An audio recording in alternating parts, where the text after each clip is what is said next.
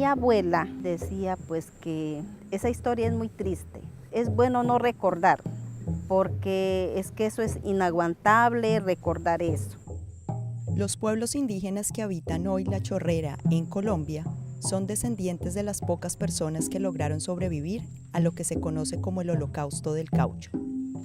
Resulta que hace un siglo aquí se explotó el caucho, se arrasó la selva, se esclavizó a los pueblos indígenas que habitaban en esta zona y casi nos exterminan. Desde 1879 y durante 3 décadas, caucheros llegados de otras regiones se apoderaron de esta zona de la Amazonía con el fin de exportar hacia Europa el caucho que sacaban de la selva. Había como alrededor de 100.000 indígenas y solamente quedaron 64 personas. Toda esa energía también quedó concentrada en este lugar. Y realmente uno podría decir que se tenía como referente como un lugar casi que maldito.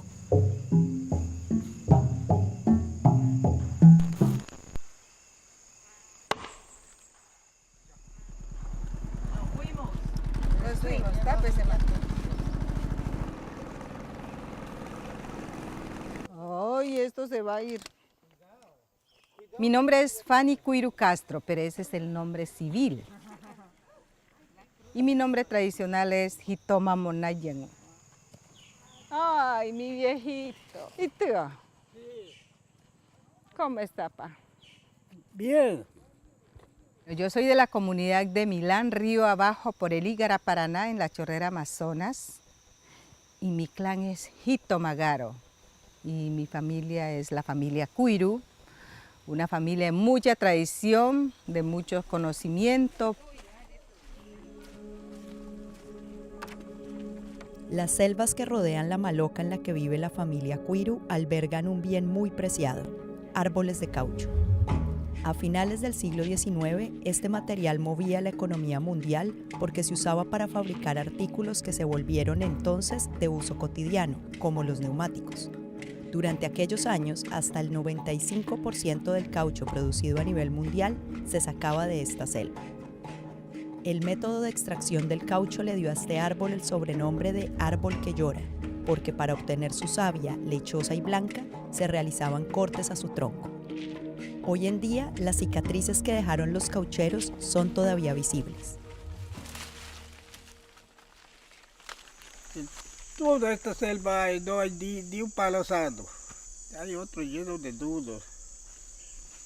No hay ni un árbol que es sano. En todo, donde va usted, 2, 3, 4 kilómetros allá, todo ve palo.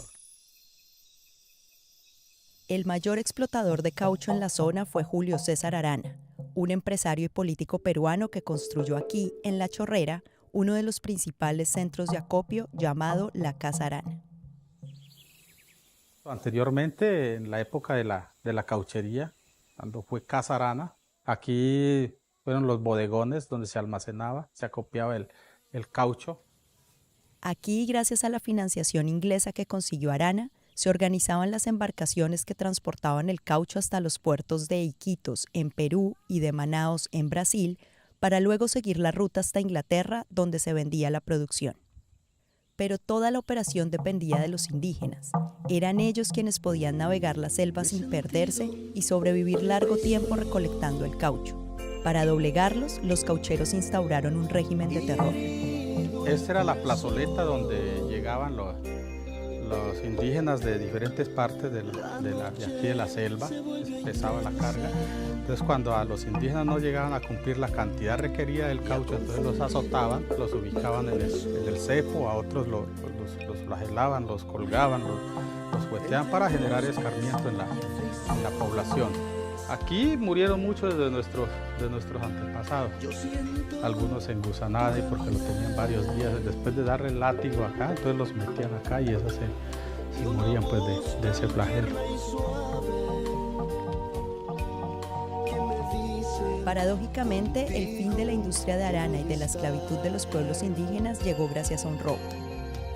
En la década de 1910, el negociante inglés Henry Wickman se robó 70.000 semillas de caucho del Amazonas y las llevó hasta Inglaterra. Tras varios años, los británicos lograron cultivar árboles de caucho en sus colonias asiáticas y dejaron de importarlo desde Latinoamérica. Pues el proceso del genocidio, el etnocidio que denominamos, es un proceso muy fuerte, ¿sí?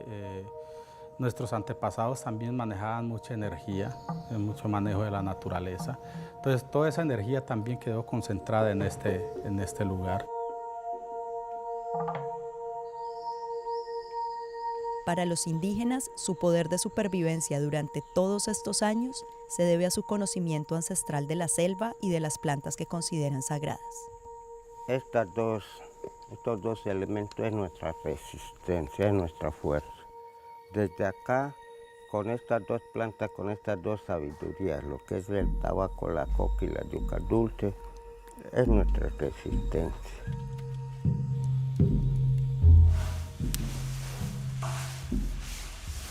Los hombres cultivan lo que es el tabaco y la coca, que es fuente de poder.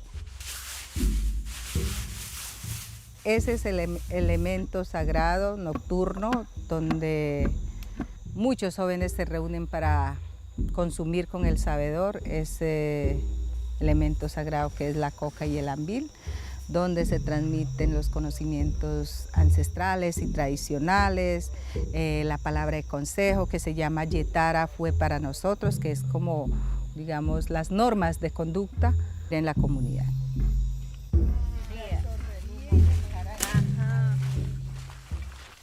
Las mujeres tenemos la tarea de la abundancia, de la restauración de la selva, tenemos la tarea de dispersar semillas. La planta sagrada es la yuca dulce, o llamamos la manicuera, que es como el centro del poder de la mujer. La manicuera es una bebida preparada a base de yuca que tiene propiedades anticonceptivas. En la época de la cauchería, cuando las mujeres indígenas eran violadas por los caucheros, las sabedoras rezaban este jugo para evitar que quedaran embarazadas.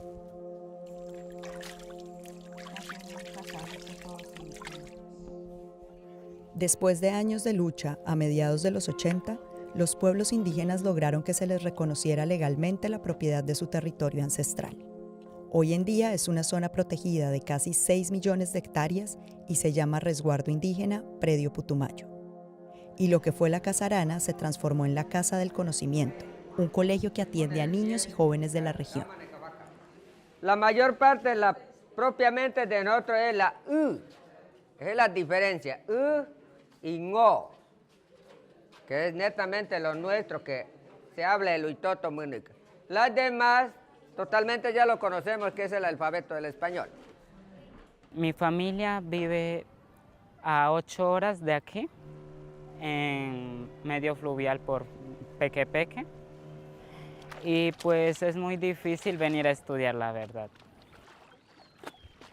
Uno de los mayores retos de los pueblos de La Chorrera es la transmisión de su cultura a las nuevas generaciones.